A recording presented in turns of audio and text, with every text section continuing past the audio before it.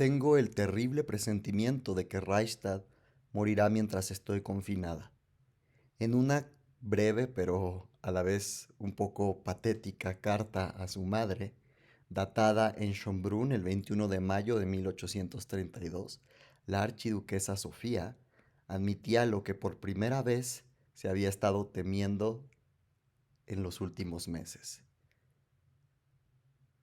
Y es que aquella tierna amistad que la unía con el duque de Reichstad, el hijo de Napoleón, conocido como Napoleón II, no era un secreto en la corte austríaca. Ellos habían pasado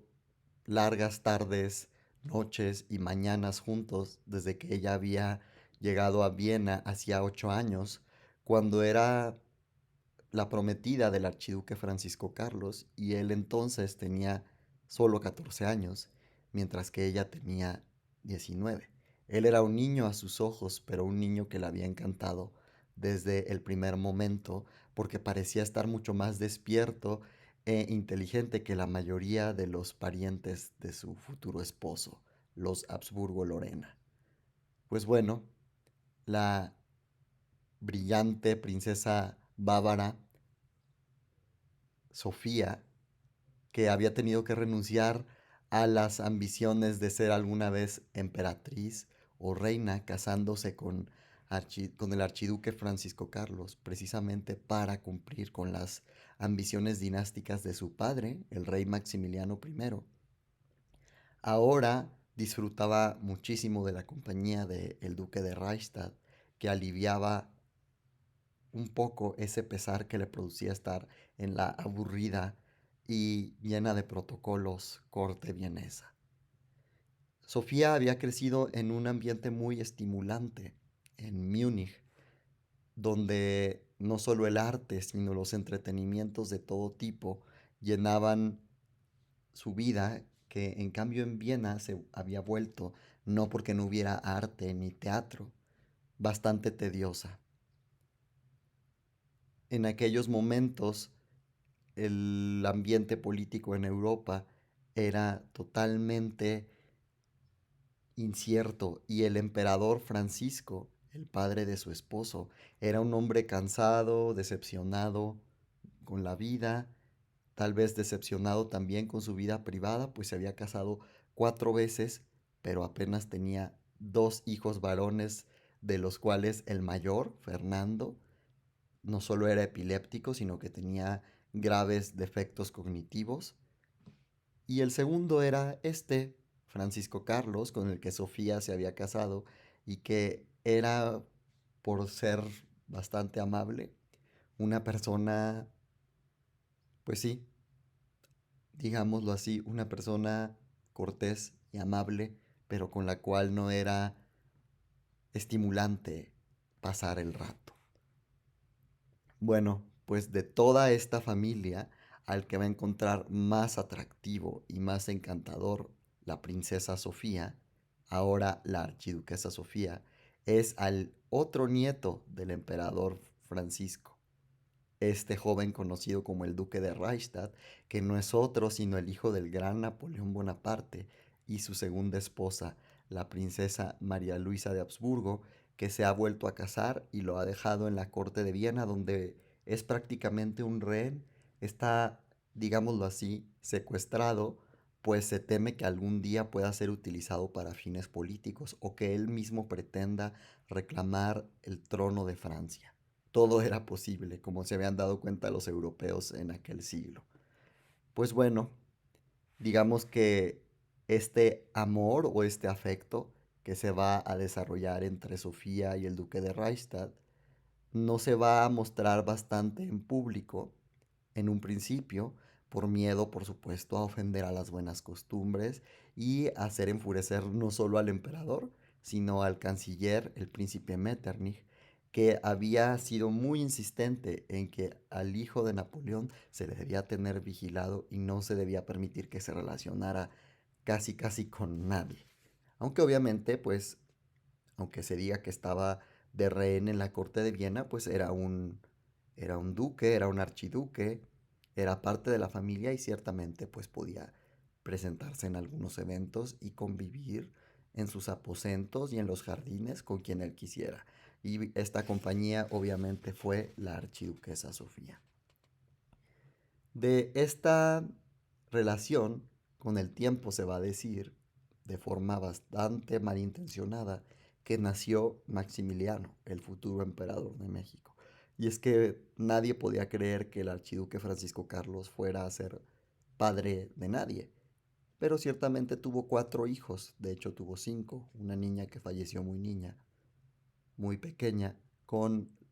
la archiduquesa Sofía. Pues bueno, durante los primeros años de matrimonio, este hombre al cual Sofía apenas toleraba, digámoslo así, que se mantuvo